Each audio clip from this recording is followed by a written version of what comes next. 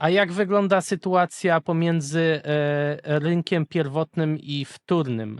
Czyli mam na myśli zakup nowego mieszkania czy używanego? Rynek wtórny jest duży, rynek wtórny jest aktywny. Rynek wtórny potrafi mieć ceny wyższe niż na rynku pierwotnym. Zwłaszcza wynika to z sytuacji, kiedy deweloperzy dają jakąś zniżkę, jakiś dyskont na zakup mieszkań na etapie projektu jeszcze. I bywają projekty, gdzie lepiej rzeczywiście zainwestować na etapie wczesnym, bo potem za lat 2, 3, 4, 5 te mieszkania wyraźnie zyskują na wartości. To jest dosyć powszechna praktyka, nie tylko na Filipinach. Natomiast jeżeli chodzi o rynek wtórny, ja bym zwrócił uwagę na taką ciekawostkę poza oczywiście zakupem z drugiej ręki przez pośrednika, szukując w internecie, etc., etc. Ciekawym, dobrym, dosyć szerokim źródłem okazji na zakup nieruchomości są licytacje. To są nie tylko licytacje bankowe, nieruchomości przyjęte przez banki. Banki chętnie publikują na swoich stronach listy takich nieruchomości wraz z cenami, z powierzchnią, z lokalizacją, etc. Ale to są nieruchomości dosyć tanie. Jak ktoś szuka inwestycji niewielkiej, no taki jak wspomniałem, podstawowy standard w nieruchomości o podstawowym standardzie, to można sprawdzić filipiński urząd Pag-ibig. To jest urząd, który udziela pożyczek Filipińczyków na zakupy mieszkaniowe, no i te pożyczki nie zawsze są spłacane. Kończy się to tym, że urząd przejmuje takie mieszkanie i wysyła je do licytacji. Miałem okazję składać oferty na takiej licytacji kilka lat temu. Wybór takich mieszkań jest spory. Ta liczba tych ofert jest naprawdę duża. Są obcokrajowcy, którzy się tym interesują, którzy inwestują w tego typu mieszkania, bo one są wyraźnie tańsze. Obcokrajowcy są tam bardzo chętnie widziani. Akurat na tej licytacji, na jakiej byłem, to wszyscy, którzy złożyli oferty, to wszyscy kupili mieszkania, na które liczyli, bo mimo, że zainteresowanie było, to liczba ofert była tak duża, w sensie liczba dostępnych nieruchomości była tak duża, że oferty były tylko na część z nich. To jest akurat taka ciekawa opcja dla tych, którzy szukają okazji. Przy czym znowu wymaga to pochodzenia, sprawdzenia, wiedzy na temat lokalizacji, etc., etc. Więc licytacje bankowe, czy sprzedaż bankowa bardziej niż licytacje, bo to nie zawsze są licytacje. Sprzedaż bankowa, licytacje w Pag-ibig to jest ciekawe źródło do szukania nieruchomości na rynku wtórnym. Ja wtrącę tutaj i powiem, że ja odrobinę od czasu do czasu przeglądam, co się dzieje na takim portalu Lamudi i tam też widziałem z tych tak zwanych repossession albo przejęć komornicze Tak. bardzo ładne nieruchomości i są nieruchomości, kilka widziałem, w tak zwanym Azure Residence, czyli to się mówi o tym Paris Hilton Residence, bardzo ładne miejsce i tam jest jakby w środku sztuczna plaża, bardzo fajnie to wygląda i tam też są bardzo dobre okazje do zakupu, więc to nie jest tak, że z tego co zauważyłem, że przejęcia komornicze to są jakieś kiepskie ochłapy, tylko naprawdę można ładne nieruchomości czasami dostać. To prawda. Można kupić, można znaleźć ciekawe rzeczy. Trzeba tylko mieć wiedzę na temat tego, gdzie to jest, jaka lokalizacja, jak to jest komunikacyjnie dane miejsce wygląda, jaki jest standard nie tylko samego mieszkania, ale też całego osiedla. Akurat odnoszę się do tego Azur. Miałem tam okazję być. Oczywiście fajna jest ta plaża, tam są sztuczne fale, jest jakiś clubhouse. To jest przykład inwestycji takiej typowo pod wynajem krótkoterminowy. Tak? Tam jest kilka budynków, wieżowców, które zostały prawie całkowicie zaprojektowane pod kątem mieszkań niewielkich na pobyty krótkoterminowe, albo jak ktoś lubi żyć w mniejszej, to mówię wyraźnie, mniejszej kawalerce, to tam może spokojnie mieszkać. Jest trochę sklepów, jest trochę restauracji na parterze tych budynków, ale to jest taki przykład inwestycji typowo Dobrze zlokalizowanej, bo ona jest zlokalizowana przy Flex, przy tej autostradzie lecącej z północ na południe Manili. No to jest taki przykład inwestycji pomyślanej jako ewidentnie miejsce pod wynajem krótkoterminowy. No i to jest kolejna rzecz, o którą chciałem zapytać.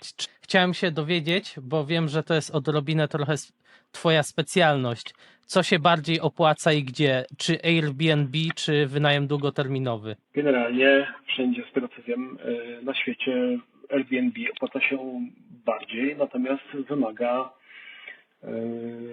też aktywnego zarządzania, aktywnego dbania, to rzecz pierwsza, a rzecz druga, nie każde miejsce się pod Airbnb nadaje. Wynajem długoterminowy był do niedawna dominującym, wciąż jest dominującą formą wynajmu w Metro Manila.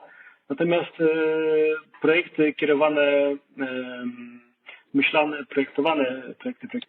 projekty dedykowane wynajmu krótkoterminowemu zaczynają się mnożyć w Metro Manila, co no, czas pokaże, jaka będzie opłacalność wynajmu krótkoterminowego, jeżeli tych projektów przybędzie. Żeby być szczerym, Airbnb nierówne. Są miejsca w Metro Manila, które się nie cieszą specjalną popularnością w Airbnb. Na przykład, żeby nie być gołosłownym, SNDC, czyli jeden z największych deweloperów tutaj w Metro Manila, ma nawet swoją firmę, która oferuje nabywcom mieszkań od niego zarządzanie najmem krótkoterminowym, ale rozmawiałem z menedżerami, którzy tam działają, to ich obłożenie jest bardzo niskie, na poziomie 28%. To wygląda tak, jakby były tylko wynajmowane, a przez pozostały czas stały puste. No to proszę wybaczyć, ale weekendy to się sprzedają same na Airbnb, to nie trzeba do tego płacenia firmie, która ma się tym zajmować, prowizji. Więc to trzeba wiedzieć, gdzie, w jakiej lokalizacji robić to Airbnb, trzeba wiedzieć, jaki standard byłby pożądany, no i trzeba tym po prostu aktywnie zarządzać, tak? Trzeba dbać o sprzątanie, o płaty, o naprawy. No, to jest praca, którą ja sam wykonuję, więc na ten temat mogę trochę powiedzieć. Wynajem długoterminowy jest no, trochę wygodniejszy dla właściciela, no natomiast odnoszę wrażenie, że nieco mniej dochodowy, tak? Rozumiem. No ja właśnie wspomniałem odrobinę o tym Airbnb. Wiem, że się tym zajmujesz i dlatego chciałem się zapytać, kto jest twoim typowym klientem? Czy to są Polacy, Filipińczycy, może Amerykanie, Chińczycy? Jak to wygląda? Masz więcej klientów z kraju czy z zagranicy, jeżeli chodzi o zajmowanie się Airbnb dla klientów? Tak uśredniając, to mogę powiedzieć, że jest to pół na pół. Połowa to Filipińczycy, połowa to obcokrajowcy. To, gdzie mam zlokalizowane te mieszkania, którymi zarządzam, wpływa pewnie na to, że jest to dosyć popularne miejsce wśród obcokrajowców. To jest Makati, to jest okolica, gdzie w pobliżu są centra handlowe, bary i tak dalej. To jest dosyć popularne miejsce takie rozrywkowe. No to wpływa, że przyjeżdża tutaj wielu obcokrajowców. Ciekawe jest też to, że niedaleko tych budynków, gdzie mam mieszkania, znajduje się synagoga. Jest dosyć często mam gości z Izraela. Polaków bardzo niewielu. Miałem kilku, głównie mieszkających poza Polską, ale bardzo niewielu. Najczęściej to są Amerykanie, Australijczycy, przede wszystkim Australijczycy, trochę Chińczyków, trochę Koreańczyków, trochę Japończyków, Niemców trochę, kilku Włochów, Francuzów, to z tych krajów głównie goście, a druga połowa to są Filipińczycy. Przy czym Filipińczycy, kiedy przyjeżdżają, to przyjeżdżają większymi grupami. Przyjeżdżają albo całą rodziną czteroosobową, albo 4 dorosłe osoby. Bardzo im zależy na tym, żeby korzystać z basenu, z wszystkich udogodnień. Więc to jest trochę inny profil gościa niż obcokrajowcy. Ten profil też się zmienia w ciągu roku. W okolicach Bożego Narodzenia i sporo przed tym to głównie to są Filipińczycy, bo od końca listopada robi się świetna pogoda, robi się fajne słońce, przestają dręczyć tajfuny, wszelakie deszcze i tak dalej. Jest piękna pogoda, więc do końca mniej więcej maja to Filipińczycy. Gdzieś tak od marca do października jest, odnoszę wrażenie, trochę więcej obcokrajowców. Rozumiem. Czyli jednym słowem jest pół na pół, w zależności od tego, w której części roku. Tak, można przyjąć, że przeciętnie to jest mniej więcej pół na pół i patrzyłem kiedyś statystyki na temat moich gości, to mniej więcej wygląda to pół na pół. Kolejne pytanie, które chciałem Tobie zadać. Czy znasz Polaków, którzy posiadają nieruchomości w Manili i czy jest ich dużo, mało? Polaków jest generalnie na Filipinach niewielu. Kilka lat temu rozmawiałem z konsulem, to mówił, że na stałe mieszka około 200. Nie wiem, czy to jest prawdziwa liczba. No, z turystami jest oczywiście na pewno dużo więcej. Nie ma wielu i w Manili nie mieszka wielu. No, znam kilku, mieszka pewnie trochę więcej, natomiast nie znam nikogo, kto by... Nie no, znam jedną osobę, która miałaby nieruchomość, ale nie wiem, czy to jest na niego, czy na jego żonę, także nie. Czyli rynek... Ale znam obcokrajowców, nie Polaków, którzy mają nieruchomości w Manili. To znam takich, tak. Znam Niemców, znam Niemców i jednego Brytyjczyka. Czyli jeżeli chodzi o Polaków, to jest jeszcze rynek niezdobyty, niezagospodarowany, a potencjał jest. No myślę, że Polacy jeszcze nie znają zbyt dobrze tego kraju. Nie jest on może tak popularny turystycznie jak Tajlandia, ale myślę, że zwiększy się to. No, dzisiaj wylatuje stąd z Manili polski minister spraw zagranicznych Sikorski. On tu przyjechał trochę poprawić relacje polsko-filipińskie. Miejmy nadzieję, że to będzie się rozwijało z czasem, tak? Pojawiają się polskie firmy. W marcu byłem na wystawie w Molowejzie, gdzie było polskie mleko łaciate. Także no, myślę, że powoli będzie się tutaj poprawiać, powoli się będzie to zwiększać polska obecność, więc i przyjdą też i Polacy. Rozumiem. Inwestycje wzrastają, kraj się rozwija, ingerencja Polski i inwestycji z tego kierunku też się zwiększy po prostu.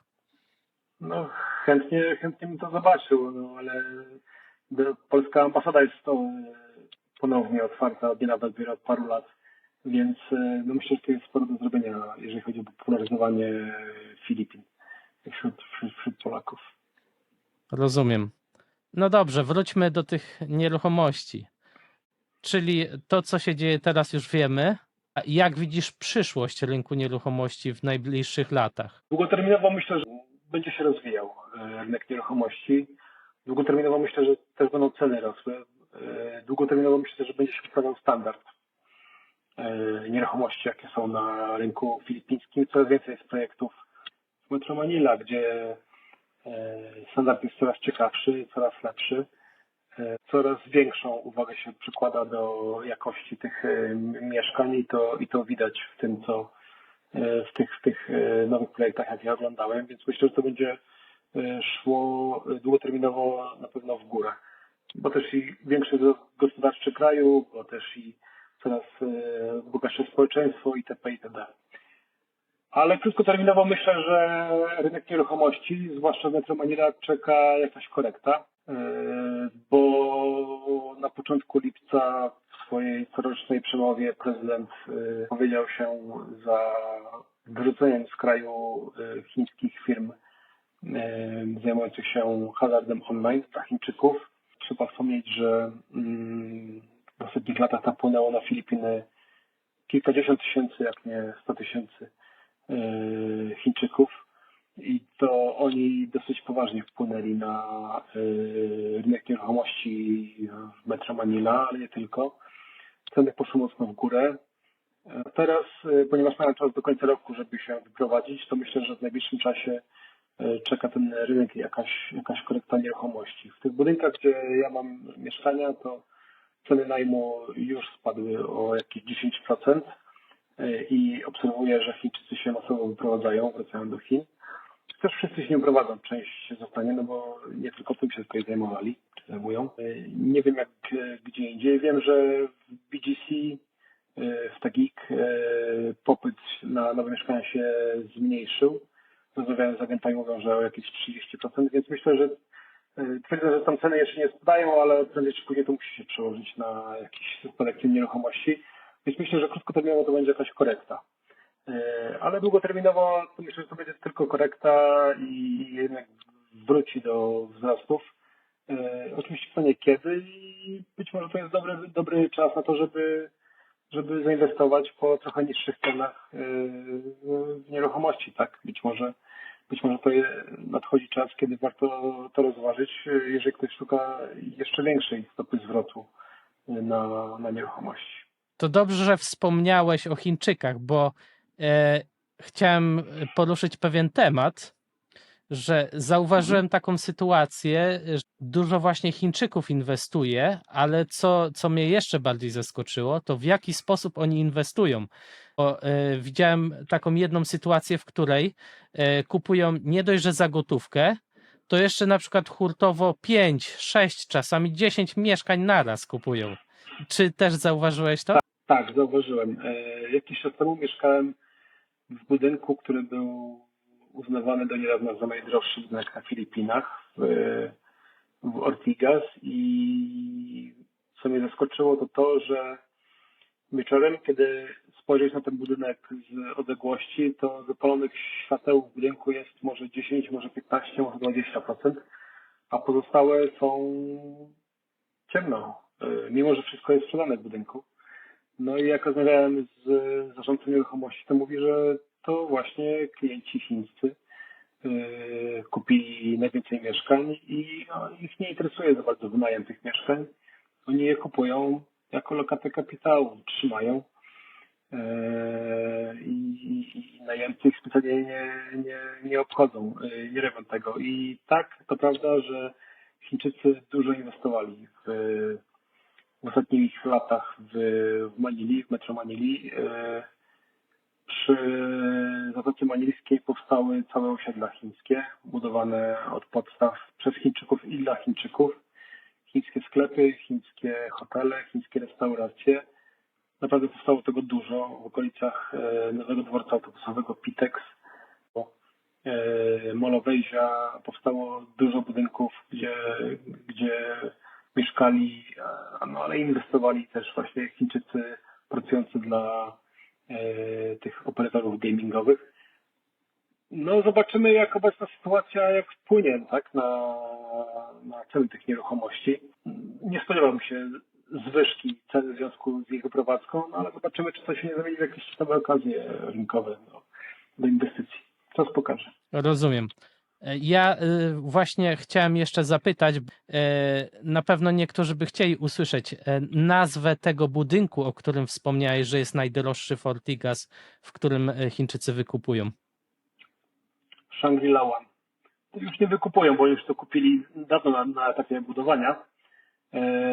To jest cały kompleks należący do Shangri-La. Tam jest hotel, tam jest centrum handlowe z mnóstwem restauracji, tam jest kilka budynków mieszkalnych o różnym standardzie, ale wszystkie wysoki standard. A ten, o którym mówię, to Shangri-La One, tak? Rozumiem. Przy czym, tak jak mówię, wszystko jest sprzedane, a zamieszkane jakieś 20%.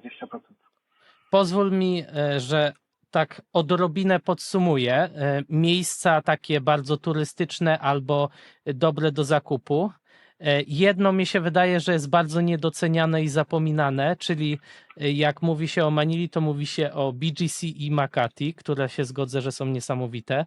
Zresztą, jak ktoś nie wie, może zobaczyć, jak w ogóle wygląda Makati. Główna ulica Ayala to jest po prostu piękna i to wygląda tak jak w Nowym Jorku najlepsza miejscówka, więc to nie jest tak, że to jest kraj trzeciego świata, to jest gorszy standard, to wszędzie jest gorzej, bo jak ktoś nigdy nie widział, to jakby tam zobaczył, to by się za głowę złapał, jaki przepych i jak super, to może wszystko wyglądać lepiej niż w tym miejscu, gdzie większość ludzi się znajduje. Jeżeli chodzi o te centrum biznesowe, moim zdaniem. No, muszę powiedzieć, że Manila jako miasto wielkie ma zatrzęsienie wieżowców. Niektóre z nich są bardzo nowoczesne, wiele się wciąż buduje i ta okolica, której wspomniałeś, Ayala, tam też się dużo buduje i się dogęszcza i to są nowoczesne, imponujące gmachy. Miejsce, gdzie spędziłem najwięcej lat w Manili, czyli Ortigas, tam też się budują nowe wieżowce i to są imponujące, nowoczesne budynki na bardzo światowym poziomie, także tak, Manila ma takie okolice tak upstrzone wysokościowcami, że w Polsce nie mamy takich miejsc o takim zagęszczeniu budynków. Nie wiem, czy to dobrze, czy to źle, ale tak jak mówisz, tak robi to wrażenie. Na koniec chciałem zadać takie pytanie bardziej otwarte. Czy mógłbyś się podzielić swoimi osobistymi historiami, doświadczeniami związane z biznesami w Manili? Może jakieś anegdoty z najemcami, czy cokolwiek ciekawego, co mógłbyś podzielić się oczywiście. Oj, z najemcami anegdot to akurat opowiadać nie będę, bo mógłbym opowiadać historię bardziej o mało sympatycznych zdarzeniach niż anegdoty. Chociaż przyznam, że udało mi się spotkać kilku fajnych Polaków, dzięki temu, że się zatrzymywali u mnie. To były ciekawe znajomości.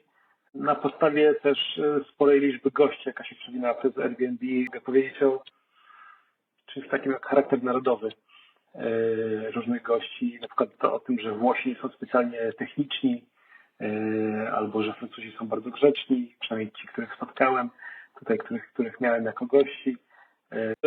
Osobisty taki spostrzeżenie na temat robienia interesów. Powiem tak, bardzo ważne jest moim zdaniem to, żeby mieć kogoś na miejscu, komu można zaufać, kto myśli podobnie, kto wie na co zwrócić uwagę, który wie, gdzie szukać możliwych ryzyk, jak sobie z nimi radzić, który się orientuje w miejscowej rzeczywistości. To jest na pewno istotne, bo przecieranie wszystkich ścieżek na własną rękę przede wszystkim trwa. Trwa zbyt długo, niesie ze sobą ryzyka jakichś pomyłek, błędów. I mieć kogoś, komu się zapłaci, wie do jakiego urzędu pójść, jakie dokumenty złożyć, kto wie popchnąć sprawę szybciej do przodu niż robić to samemu, bo tutejsza biurokracja jest po prostu wielka, ślamazarna i szkoda trochę życia na czekanie na to, że pewne sprawy się posuną do przodu same, bo z samą to się nic nie dzieje. Na to bym zwrócił uwagę. Druga rzecz, oprócz tego, że oprócz tej wiedzy, to trzeba mieć kogoś, komu się tutaj ufa. Biali są tutaj postrzegani jako ci, którzy mają pieniądze, są ofiarą zbyt wielu chętnych do zarobienia w niekoniecznie uczciwy sposób, więc lepiej popytać o kogoś, komu można zaufać, czy to prawnika, czy jakiegoś agenta, niż brać kogoś prosto z internetu, bo to są często rzeczy niesprawdzone, niezweryfikowane. Można się nacząć. A trzecia rzecz, komunikacja, tak? To wszędzie, to nie tylko na Filipinach, ale wszędzie jest ważna, ale tutaj wyjątkowo ważne jest to, żeby się zrozumieć dobrze co do intencji, co do zasad, co do tego, co może się wydarzyć. Trzeba sporo rozmawiać, bo zbyt często miałem wrażenie przez te lata, jakie tutaj spędziłem, że mówi się o tych samych rzeczach, ale się je zupełnie inaczej rozumie z Filipińczykami. To może być źródłem wielu frustracji i nieporozumień i jakichś zgrzytów. Tego nie trzeba, więc lepiej dużo rozmawiać z kimkolwiek, kto uczestniczy w takich transakcjach w sprawach biznesowych. Czyli jednym słowem różnica w mentalności, ogólnie rzecz biorąc, ale też różnica w mentalności biznesowej. Tak, różnica w mentalności. Nie oddzielałbym biznesowej od jakiejś innej. Nasze rozumienie często jest takie, jak się pierwszy raz trafia do jakiegoś nowego miejsca, że tutaj są domy, są samochody, są budynki, to wszystko mi się wydaje być znajome, to jakoś sobie poradzę. Prawda jest taka, że akurat na tym się podobieństwa kończą. W przypadku Filipin to jest bardzo wyraźne. Wszyscy ci, którzy tutaj trafiają i myślą, to używa się tutaj języka angielskiego, to znaczy, że jakoś to będzie. No nie, nieprawda. Lokalna mentalność, lokalne zwyczaje, lokalne przepisy, lokalne regulacje, to jak tutaj wszystko działa albo nie działa, jest tak bardzo inne. Dopiero po tym, jak człowiek myśli, że jakoś sobie poradzi, dopiero wtedy się przeżywa prawdziwy szok. Są tak duże różnice. Stąd to, o czym wcześniej wspominałem. Warto jest mieć kogoś na miejscu, kto ma doświadczenie, kto umie się poruszać, kto wie na co zwrócić uwagę, bo to może zaoszczędzić wielu kłopotów. Czyli żeby sobie zaoszczędzić kłopotów i niepotrzebnych marnowania czasu i pieniędzy, po prostu trzeba mieć kogoś sprawdzonego i wtedy jak się ma oczywiście taką osobę, to można z sukcesem zakupić nieruchomość, no i czerpać z tego zyski, albo po prostu mieć dobre miejsce na spędzenie czasu i dywersyfikację. Tak jest. No tak jak wszędzie, tak? Natomiast tutaj to jest szczególnie ważne. Pełna egzotyka tego miejsca powoduje to, że trzeba się jego nauczyć. Trzeba trochę zapomnieć o tym, co się zna z Polski, czy gdziekolwiek się mieszka i mieć oczy i głowę szeroko otwartą, bo no, rzeczy tutaj się dzieją w inny sposób, inaczej działa to wszystko, inaczej funkcjonuje, inna jest ludzka mentalność. Tak? Żeby nie być gołosłownym, to mogę powiedzieć, że co z tego, że się złoży jakiś wniosek, co z tego, że się wyśle maila, co z tego, że się czeka na odpowiedź. Prawda jest taka, że większość rzeczy, żeby popchnąć się do przodu, wymagają nie tylko jakiegoś pisma, jakiegoś maila, ale osobistej interwencji, osobistego przypomnienia, chodzenia za tymi rzeczami. A to, że coś gdzieś się złoży i się czeka, to można czekać I się nie doczekać. Tak jest. Więc no takie rzeczy trzeba zwrócić uwagę, tak? To trzeba wiedzieć po to, żeby się potem nie rozszerzywać i nie być rozgoryczonym, że ale jasno zrobiłem wszystko, co trzeba. No nie, to jednak trzeba troszkę inaczej podchodzić do tego. Trzeba trzymać rękę na pulsie cały czas i monitorować sytuację. Ja to też zauważyłem, bo też ostatnio się bardziej aktywnie zajęłem inwestowaniem konkretnie w Manili w nieruchomości i zauważyłem, że te procedury procedurami, ale nawet jak się spełni je, to i tak trzeba 2 razy dopytać, a czy to jest wszystko już ok, czy te warunki spełnione, bo mimo, że wszystko się zrobiło, to potem oni i tak mogą powiedzieć, ale jeszcze to, ale jeszcze tamto i jest takie back and forward, czyli w tej we w te. Tak jest. To wiele razy miałem taką sytuację, że pytałem, ale czy to już wszystko? To już wszystkie załączniki? Każdy dokument? Tak, już wszystko. Na pewno. A potem jest po 2 dniach telefon albo informacja, ale to jeszcze tego nie ma. Albo tutaj to jednak musi być trochę inny załącznik, albo no tutaj to już się przedawnił, a najlepsze jest to, że przedawnia się jakiś dokument o opieszałości tego, kto go dostał. On już się przedawnił, musisz wystąpić na nowo, więc nie. Trzeba być aktywnym, trzeba działać, trzeba popychać sprawy. Nie można wierzyć, jak ktoś mówi, że tak, to już wszystko. To tak nie działa. Inna rzeczywistość. Trzeba mieć filipińską cierpliwość. Trzeba mieć filipińską cierpliwość, której ja nie mam. No dobrze, ja Tobie bardzo dziękuję za ten czas, który zechciałeś spędzić tutaj na wyjaśnieniu wielu ciekawych kwestii związanych z rynkiem nieruchomości. Mam nadzieję, że będziemy mieli okazję jeszcze się spotkać i omówić więcej tematów. A na razie dziękuję Tobie za rozmowę i wszystkich oglądających zapraszam do następnego odcinka. Trzymajcie się. Dziękuję. Do zobaczenia. Cześć.